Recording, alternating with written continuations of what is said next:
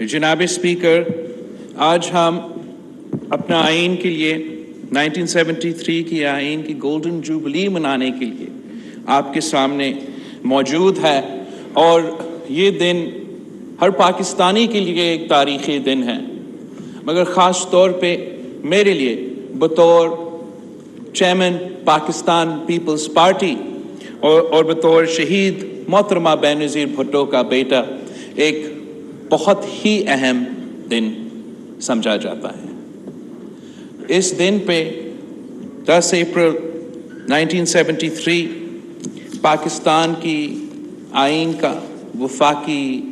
جمہوری اسلامی متفقہ آئین کا بنیاد رکھا گیا، اور جناب اسپیکر، پاکستان کی تاریخ میں نے بہت مشکلات کا سامنا کیا، اور ہر مشکل وقت میں پاکستان کے عوام نے، پاکستان کے سیاسی کارکنوں نے، سماجی کارکنوں نے ان مسائل کا مقابلہ کیا، اور مقابلہ کر کے جیت بھی چکے ہیں۔ آمریت کا ہم نے مقابلہ کیا، ایک نہیں دو تین آمروں کو ہم نے بگائے ہیں۔ پاکستان ایک زمانے میں زمین کے طور پہ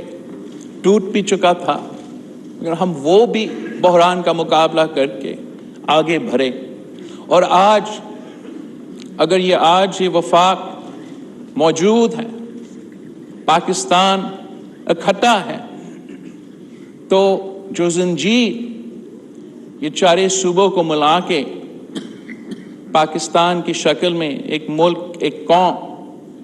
پوری دنیا کو نظر آ رہا ہے، تو پاکستان کا آئین وہ زنجیر ہے جو سارے صوبوں کو جوڑ کے پاکستان بناتا ہے۔ 10 اپریل ہمارے لیے ایسا تاریخی اور اہم دن ہونا چاہیے کہ ہمارا سلیبس میں یہ دن موجود ہونا چاہیے۔ ہمیں آنے والی نسلوں کو اس دن کے بارے میں سکھانا چاہیے، تاکہ ہر پاکستانی کو پتہ ہو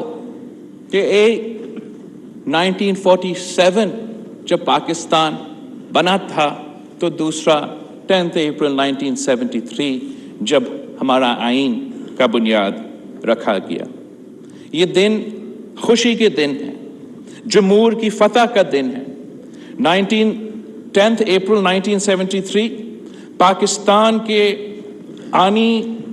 آئینی سفر کی ابتدا کا دن ہے۔ آج ہماری 50 سال کی جد و جہد کے یوم تاسیس کا دن ہے۔ خوشی کے ساتھ یہ دن ہمارے لیے اس جمہوریت اور آئین کے خاطر دی ہوئی قربانیوں کو یاد کرنے کا دن بھی ہے۔ شہید ذوالفقار علی بھٹو نے 1971 کے بعد ایک ٹوٹے ہوئے ملک، بکھرے ہوئے لوگوں کو اکٹھا کیا، اس پارلیمان میں سب کو اکٹھا کیا، اور اس ملک کو ایک اسلامی جمہوری وفاقی اور پارلیمانی آئین دیا۔ 1973 کے آئین کے خالق قائد عوام شہید ذوالفقار علی بھٹو کو 1973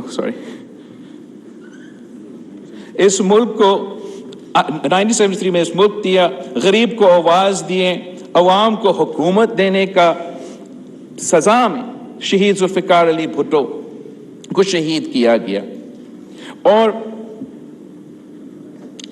اس بات کی جو آئرنی ہے وہ یہ ہے کہ وہ جنہوں نے آئین کا دفاع کرنا تھا، جنہوں نے آئین کا حفاظت کرنا تھا، آئین کے خلاف جو حملے کرنے تھے ان سے بچانا تھا، وہ لوگ جو ہے اس جرم میں شامل تھے۔ اور ایک آمر اس ملک پہ مسلط کیا گیا، اس آمر نے اس ملک میں انتہا پسندی اور دہشت گردی کی بوجھ ڈالا گیا، جس کا مقابلہ ہم آج تک کر رہے ہیں۔ उस आमिर ने नफरत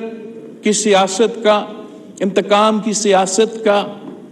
वो बोझ डाला गया जिसका हम आज तक मुकाबला कर रहे हैं। और ये दिन 1986 में, वो भी 10 अप्रैल पे, एक 29 लड़की लाहौर पहुंची थी और उस आमिर को ललकारी, उस आमिर के खिलाफ खड़ा हुई और पूरे पाकिस्तान उस 29 लड़की के साथ शाना बिशाना खड़ी रही।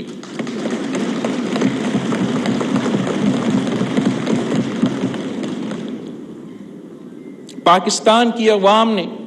उनका पाकिस्तान की तारीख का सबसे बड़ा इस्तकबाल किया। उस एक 29 लड़की के पाकिस्तान में कदम रखते ही जिया उल हक की आमरीत के बुनियादें हिला दी गईं।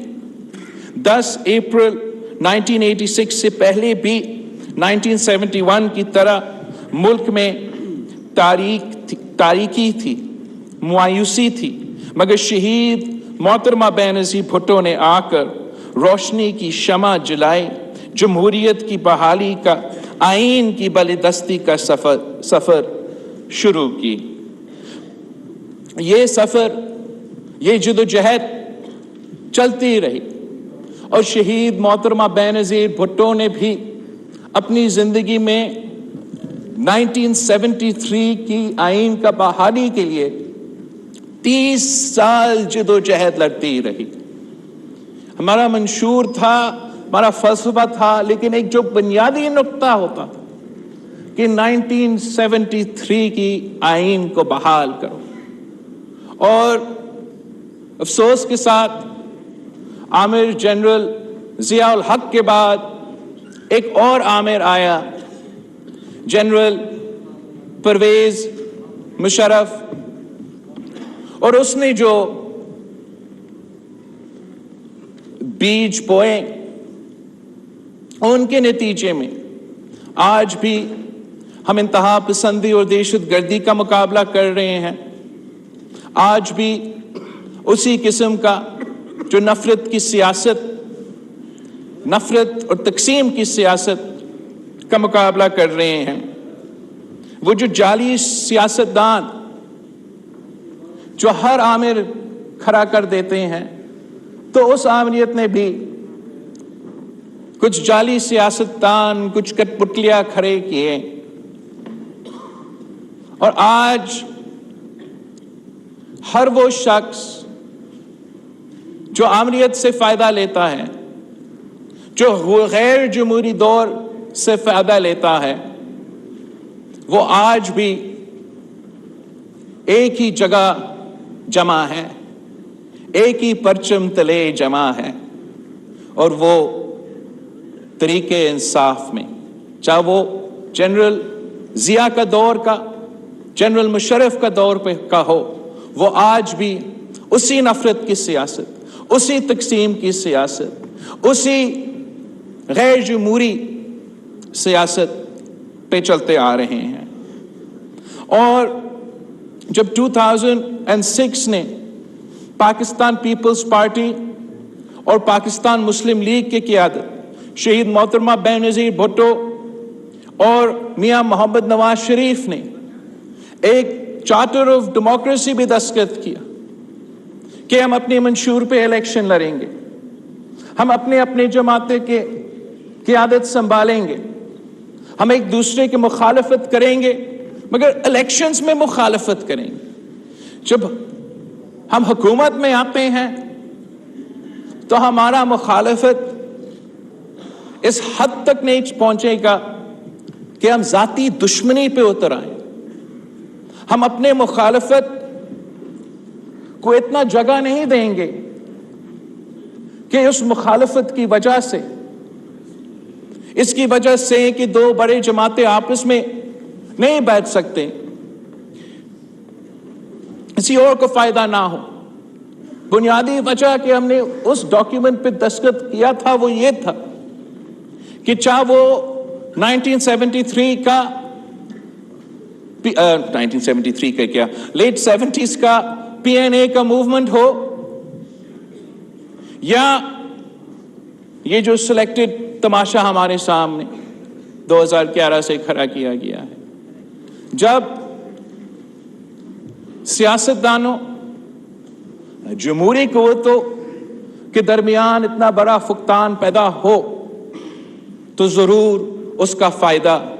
غیر جمہوری قوتیں اٹھاتے ہیں۔ اور جب سے ہم نے چارٹر آف ڈیموکریسی پہ سائن کیا، طے کیا کہ ہم 1973 کی آئین کو بحال کریں گے، ہم سیاست ایک دائرہ میں رہ کے ایک دوسرے کے خلاف کریں گے، تو اسی وقت وہی غیر جمہوری قوتیں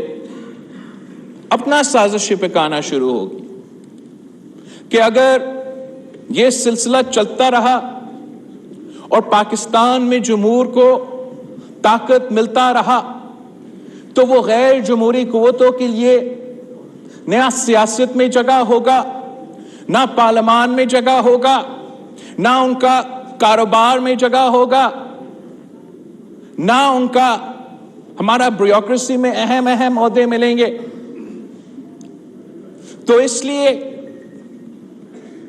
انہوں نے جمہوریت کے خلاف، اس چارٹر آف ڈیموکریسی کے خلاف ایک سازش شروع کیا تھا، اور جہاں ہمارا تو کامیابیت تھے، ہم نے 1973 کی آئین کو بحال کیا،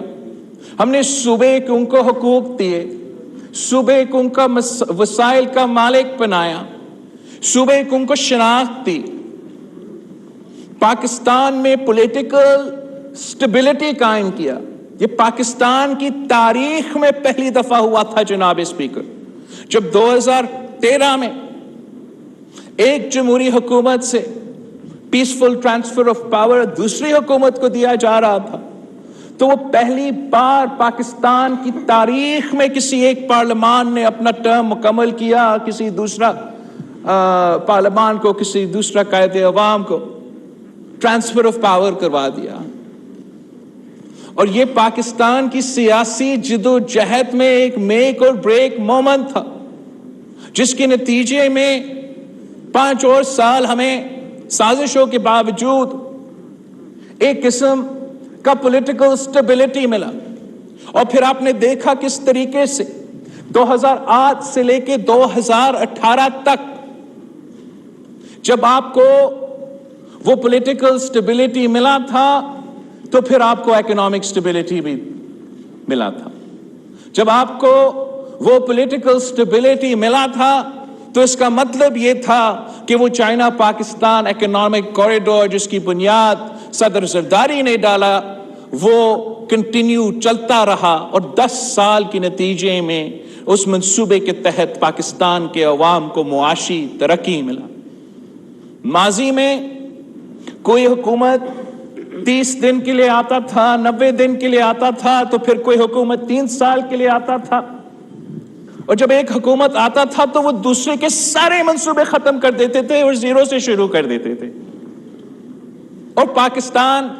کا ترقی نہیں ہو رہا تھا، پاکستان کی معاشی ترقی نہیں ہو رہا تھا، پاکستان کا جمہوری ترقی نہیں ہو رہا تھا، دہشت گردی کے مقابلے میں، انتہا پسندی کے مقابلے میں کوئی کنٹینیوٹی نہیں ہو رہا تھا۔ مگر ہم نے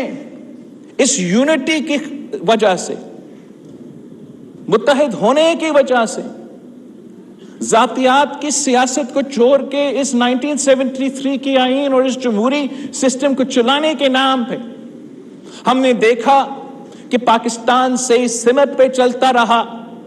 تو پاکستان کا معاشی ترقی بھی گارنٹی تھا، پاکستان کا جمہوری ترقی بھی گارنٹی تھا۔ مگر یہ کچھ قوتوں کے لیے بڑا تکلیف دہ تھا۔ جیسے ہم نے 30 سال جمہوریت کے لیے جد و جہد کیا، تو ویسے ہی کچھ قوتیں ایسے ہیں جو 30 سال جمہوریت کے خلاف سازشیں پکار رہے تھے، اور وہی قوتوں کے لیے یہ برداشت سے باہر تھا کہ پاکستان ایک 1973 کے آئین کے تحت ایک جمہوری ملک بنے، ان سے یہ ہضم نہیں ہو رہا تھا کہ ایک وزیر اعظم کے بعد دوسرے وزیر اعظم کے بعد ایک تیسرا وزیر اعظم اس کرسی پہ بیٹھ رہا تھا، پیسفل ٹرانسفر آف پاور ہو رہا تھا۔ تو ان کا ہمارا کامیابیہ کا جواب میں، جیسے میں نے پچھلی تقریر میں کہا، ایک فرینکنسٹائن مانسٹر ہم پہ مسلط کیا گیا، ایک سلیکٹڈ راج اس ملک میں قائم کیا گیا، اور اس کا مقصد صرف یہ نہیں تھا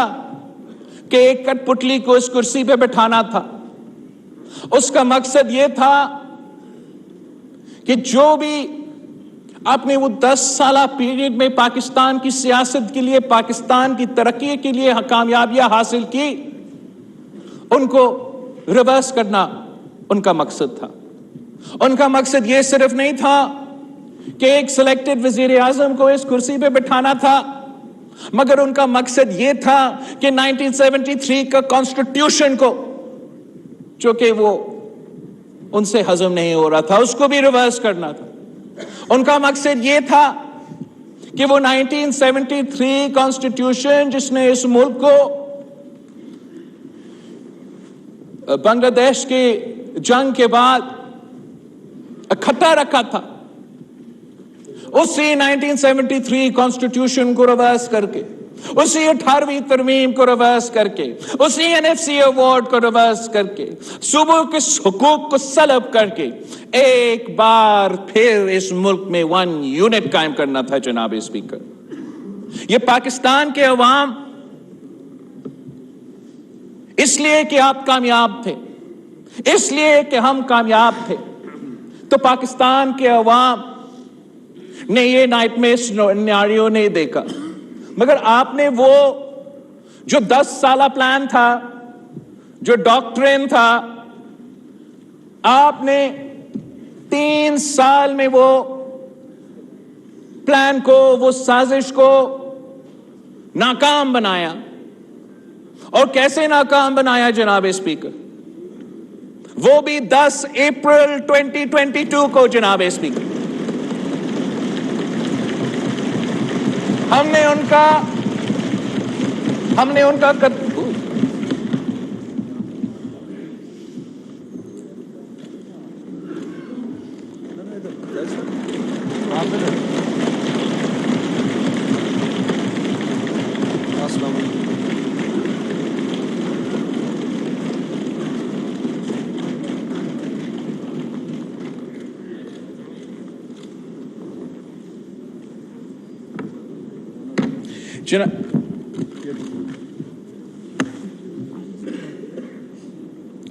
تو آپ نے پاکستان کی تاریخ میں پہلی بار عدالت کو استعمال نہیں کیا، اسٹیبلشمنٹ کو استعمال نہیں کیا، کسی غیر جمہوری قوتوں کو کندھے پہ کو استعمال نہیں کیا، اپنے تاریخ کے پہلی بار جمہوری ہتھیار استعمال کر کے، عدم اعتماد کا ہتھیار استعمال کر کے اس سلیکٹڈ کو، اس نالائق کو، اس مسلط کیا گیا وزیر اعظم کو گھر بھیج دیا۔ اور پاکستان میں جو بحران اس سلیکٹڈ وزیر اعظم نے شروع کیا، چاہے وہ ہمارا معاشی بحران ہو، چاہے وہ ہمارا سیکیورٹی بحران ہو، چاہے وہ ہمارا آئینی اور جمہوری بحران ہو، اس ملک کے تمام سیاسی جماعتیں نے مل کے اس حکومت کا ذمہ داری سونپی ہے تاکہ ہمارا سیاسی نظریہ اپنی جگہ، ہمارا اپنے منشور اپنی جگہ، کہ ہم یونٹی کے ساتھ اس ملک کے مسائل کا حل نکال سکیں، اس ملک کے عوام کو ریلیف دلوا سکیں۔ مگر جہاں ہمارا محنت جاری رہا، وہ سازشیں بھی چلتے رہے ہیں جناب اسپیکر، وہ سازشیں 1 سال سے اس ملک کے سامنے چلتے رہے، اور اس لیے کہ ہمارا وزیر اعظم ایک شریف آدمی ہے تو ہم یہ جو سازشیں ہیں وہ برداشت کرتے رہیں، ملک کی خاطر، ادارے کی خاطر، سسٹم کی خاطر۔ مگر جناب اسپیکر، اس گولڈن جوبلی پہ بہت ضروری ہے کہ میں اس ہاؤس کی ریکارڈ پہ وہ سازش لے کر آئیں۔ اس لیے اگر آپ نے ایک سلیکٹڈ وزیر اعظم کو خدا حافظ کہہ دیا تو اس کا یہ نہیں مطلب کہ وہ سازش ختم ہوا، وہ ڈاکٹرن ختم ہوا۔ آج تک ہر ادارے میں وہ لوگ موجود ہیں جو اس یونٹی، اس جمہوری سفر، اس چارٹر آف ڈیموکریسی کے کنسنسس کے خلاف ہے۔ وہ نہ صرف نظریاتی اور سیاسی طور پہ اس اتحاد کے خلاف ہے، اس کانسٹیٹیوشن کے خلاف ہے، مگر اپنی ذاتی فائدہ کی وجہ سے یہ نہیں چاہتے کہ یہ جمہوری ایکسپیریمنٹ کامیاب ہو۔ وہ نہیں چاہتے ہیں کہ ہمارا اتحاد کامیاب رہے۔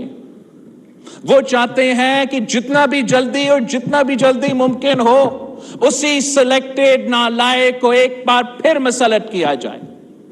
وہ چاہتے ہیں کہ جہاں سے ہم نے مل کے اس تباہی کا کہانی روکا تھا وہیں سے وہ پھر سے شروع کرے، وہ اسی ڈاکٹرن کے تحت کام کرتے رہے، وہ اس ہاؤس کو انڈرمائن کرے، اس آئین کو انڈرمائن کرے، وہ صوبے کے حقوق کو سلب کرے، 18ویں ترمیم کو ختم کرے، 1 یونٹ قائم کرے اور سلیکٹڈ راج ایک بار پھر اس ملک میں موجود ہو۔ جناب اسپیکر، پچھلے 3 سال تو ایک اس سازش کا حصہ تو ہمارا سامنے تھا اور اس کا ہم بلا بڑا بھی کہتا تھا، مگر جو مین کیریکٹرز تھے وہ شاید ملک اور عوام کے سامنے اس طریقہ سے نظر نہیں آئے۔ جناب اسپیکر، پلان کیا تھا جو آپ نے روکا، جو آپ سب نے روکا؟ وہ تو 10 سال کا پلان تھا نا، 10 سال کا پلان۔ اور اس 10 سال کا پلان کو کامیاب کروانے کے لیے کیا صرف ایک عمران خان نیازی موجود؟ کیا صرف ایک سلیکٹڈ وزیر اعظم کا ضرورت تھا یا کوئی اور لوگوں کی ضرورت تھی؟ اگر وہ 10 پلان چلتا اور اس ملک کو ایک 1 پارٹی سٹیٹ میں تبدیل کیا جاتا تو دوسرے ادارے میں بھی جناب اسپیکر مرڈر آف میرٹ نہیں ہونا تھا۔ اگر اس ہاؤس کو کسی ایک شخص کو ایک پرسنل پراپرٹی کے تحت ہینڈ اوور کیا جا رہا تھا 10 سال کے لیے کہ آپ یہ ڈاکٹرین کو عمل کرو، تو اس ملک میں دوسرے ادارے ہیں، ہمارا اعلیٰ عدلیہ ہے جس کی تاریخ میں ایک ایسے ججز موجود ہیں جنہوں نے ہر آمر کے دور میں ان کی آمریت کو رد کیا، جنہوں نے ہر غیر جمہوری قدم کے خلاف ایک ڈسنٹنگ نوٹ لکھا۔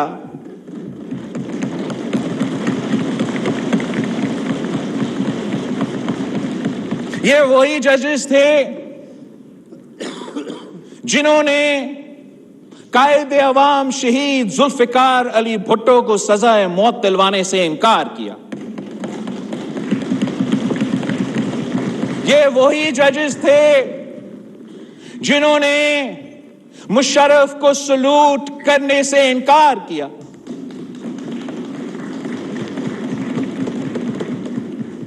اور جہاں ایسے بہادر اور غیرت مند ججز ہمارے تاریخ میں ہمیشہ موجود رہے ہیں، افسوس کے ساتھ ایسے بھی ججز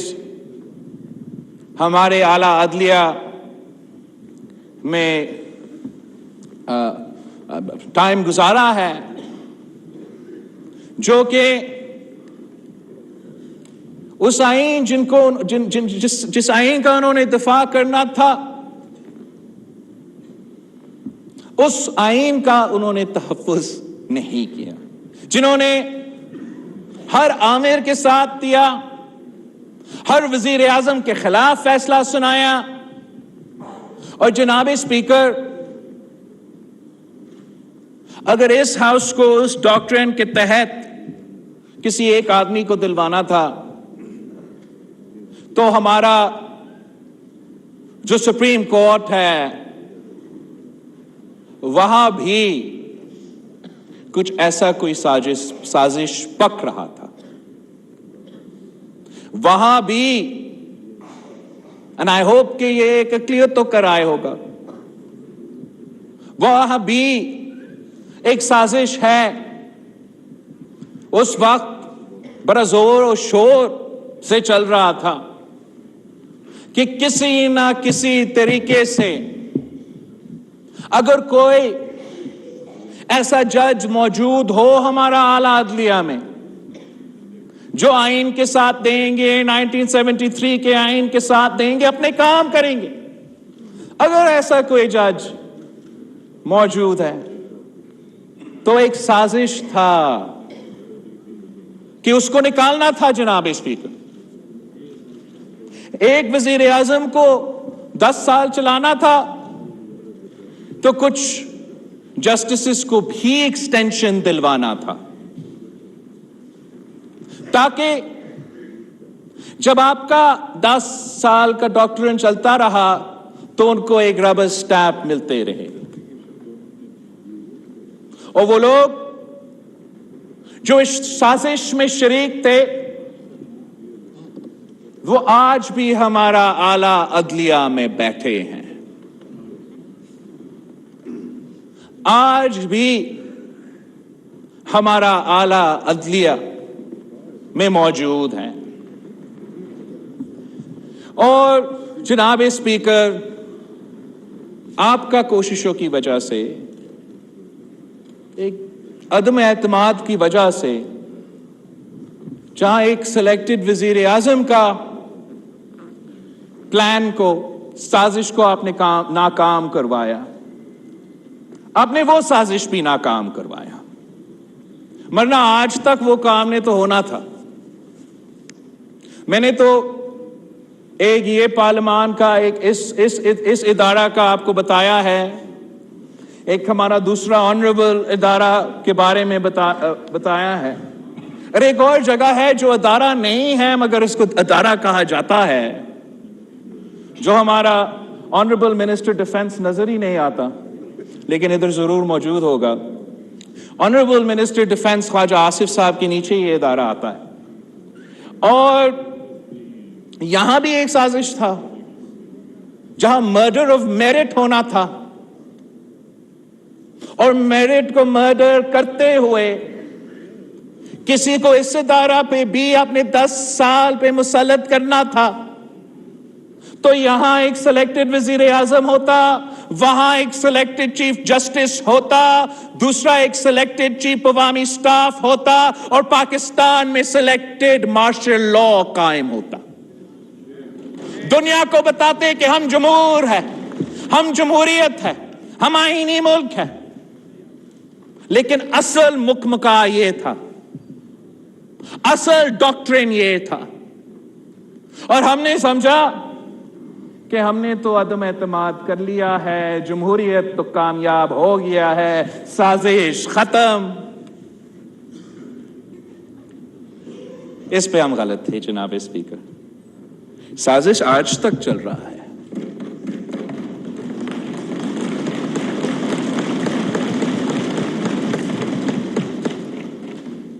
سازش یہ ہے کہ اسی 1 یونٹ کو قائم کرنا ہے. سازش یہ ہے کہ ہمارا NFC ایوارڈ کو ختم کرنا ہے. سازش یہ ہے کہ یہ جو آئین اس کو پھاڑنا ہے اور اسی ڈاکٹرن کو ایک بار پھر اس ملک پہ مسلط کرنا ہے. اب ہم نے سب مل کے اس سازش کو ناکام کروانا ہے. مگر اس وقت جو ہے جناب اسپیکر، یہ کھیل ہمارا ادارہ میں تو نہیں چل رہا، نہ کہ کسی اور ادارہ میں چل رہا ہے. وہ ادارہ نے کہا کہ ہم نیوٹرل ہیں. تو جب اسٹیبلشمنٹ نیوٹرل رہا اور پارلیمان ہمارا ہاتھ سے باہر چلا گیا تو ایک ہی جگہ موجود ہے جہاں یہ کھیل ابھی تک جاری ہے. اور اس لیے جناب اسپیکر، اس 10 اپریل پہ، اس 10 اپریل 2023 پہ، ہمارا گولڈن جوبلی کے دن پہ، اس ہاؤس کے فلور سے میں اپیل کرتا ہوں honourable chief justice of Pakistan سے کہ the judiciary of Pakistan stands at a crossroads. یا یہ وہ عدالت ایک ایسا عدالت بن سکتا ہے جو ہر پاکستانی مانے کہ یہ اس آئین کا محافظ ہے. ہمارا عدالت اپنا یہ وقار کو بلند کر سکتے ہیں اگر آنریبل جج صاحبان آپس میں بیٹھیں اور کسی ایک شخص، کسی سیاست کی جو سوچ ہے اس کو الگ رکھ کے، اگر وہ آپس میں بیٹھ کے ایک بینچ بن کے، ایک کورٹ بن کے اپنے فیصلے سنائیں گے تو جناب اسپیکر مجھے یہ I am confident that the consensus of the Supreme Court of Pakistan will be democratic, that the consensus of the Supreme Court of Pakistan will be in line with the Constitution of Pakistan. I am confident that the consensus of the Supreme Court of Pakistan can withstand any conspiracy. اگر کسی ایک آدمی کی آمریت چلے گا supreme court, اگر one مین شو چلے گا supreme court میں، اگر جیسے جسٹس اطہر منیلا کہتا ہے پولیٹیشین ان بلیک روبس کا سپریم کورٹ بنے گا، تو پھر جناب اسپیکر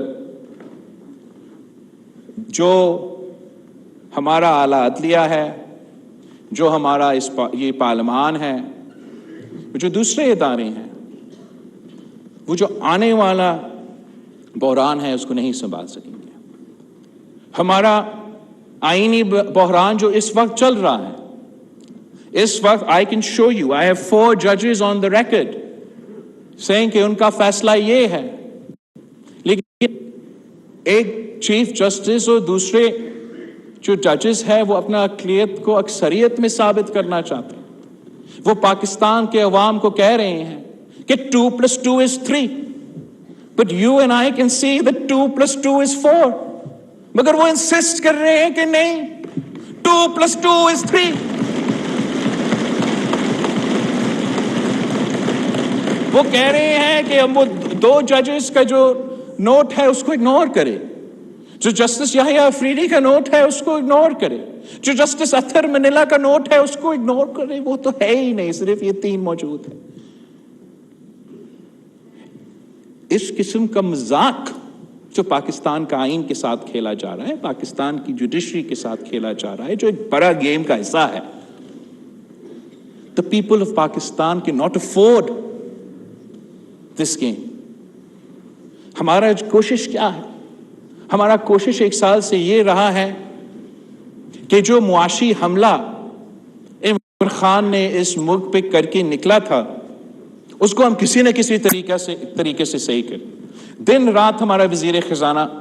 کام کرتا ہے، محنت کرتا ہے کہ اس بحران، اس معاشی بحران جو خان صاحب نے جان بوجھ کے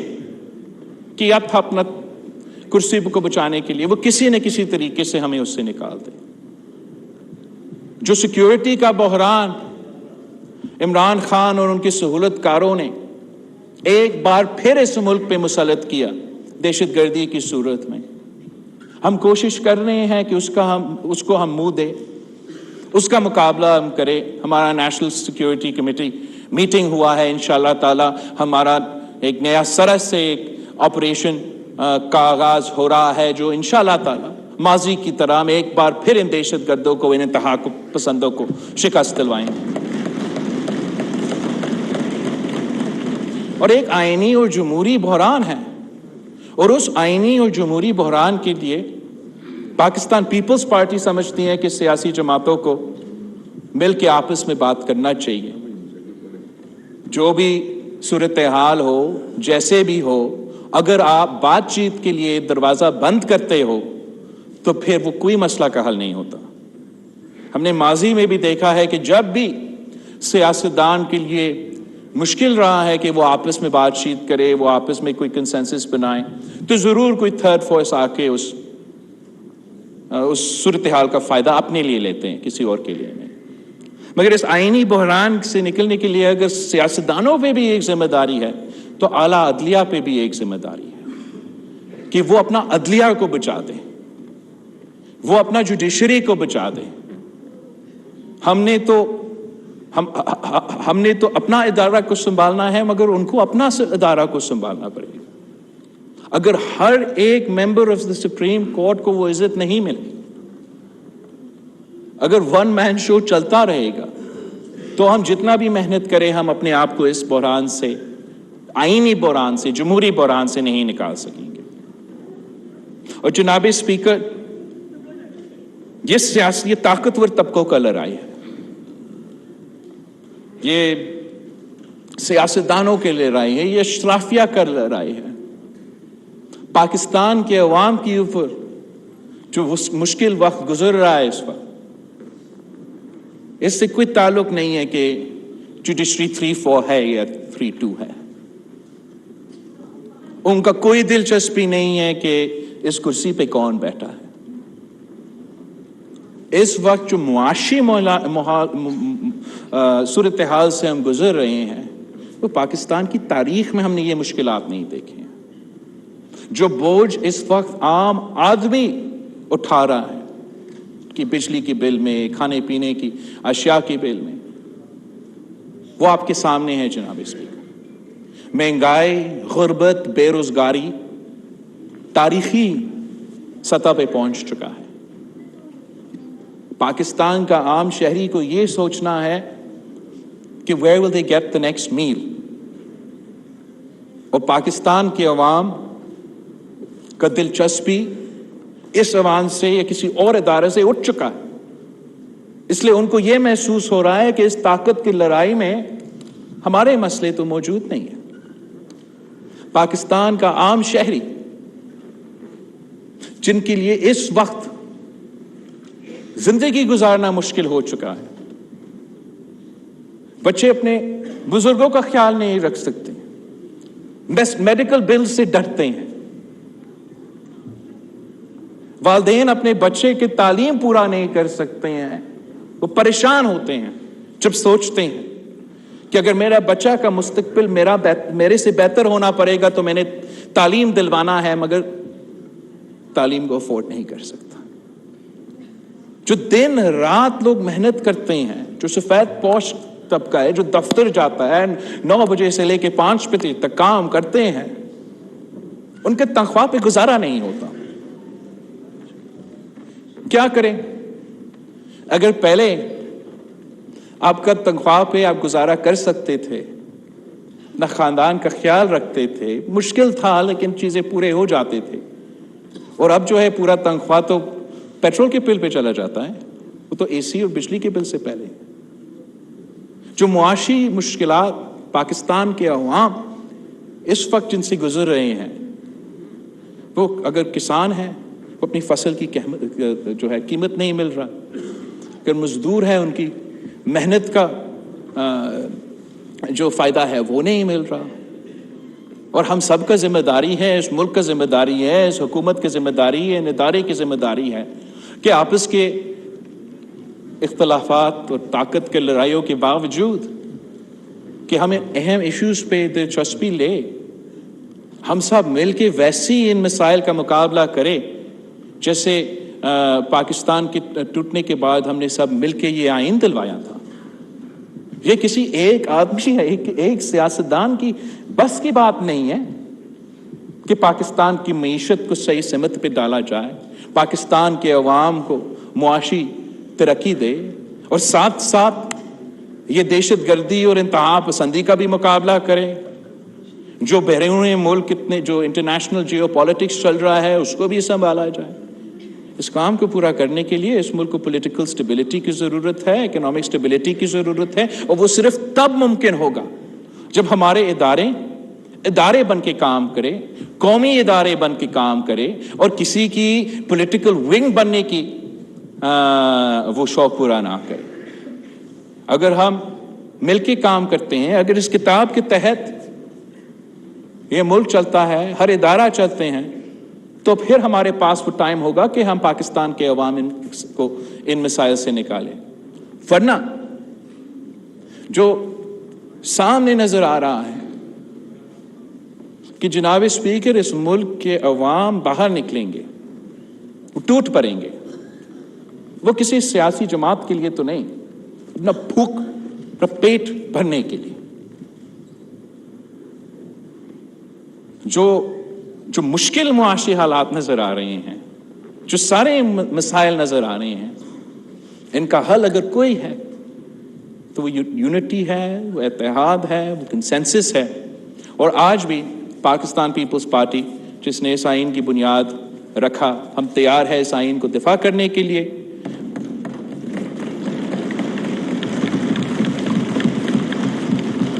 اور دفاع کرنے کے لیے جناب اسپیکر ہر ادارہ کو اپنا دائرہ میں رہ کے کام کرنا پڑے گا۔ میں جانتا ہوں کہ پاکستان کے عوام نے ماضی میں بھی سارے مسائل کا مقابلہ کر کے جیت چکے ہیں، اور آج بھی جو موجودہ مسائل ہیں ہم ان کا بھی مقابلہ کر کے انشاءاللہ تعالی جمہوریت کا وکٹری ہوگا، آئین کا وکٹری ہوگا، اور پچھلے 100 ایئرز بعد جو ہے ہم اپنا 1973 کا کانسٹیٹیوشن کا یوم تاسیس مناتے رہیں گے۔ تھینک یو جناب اسپیکر۔ شکریہ جناب بلاول بھٹو زرداری صاحب۔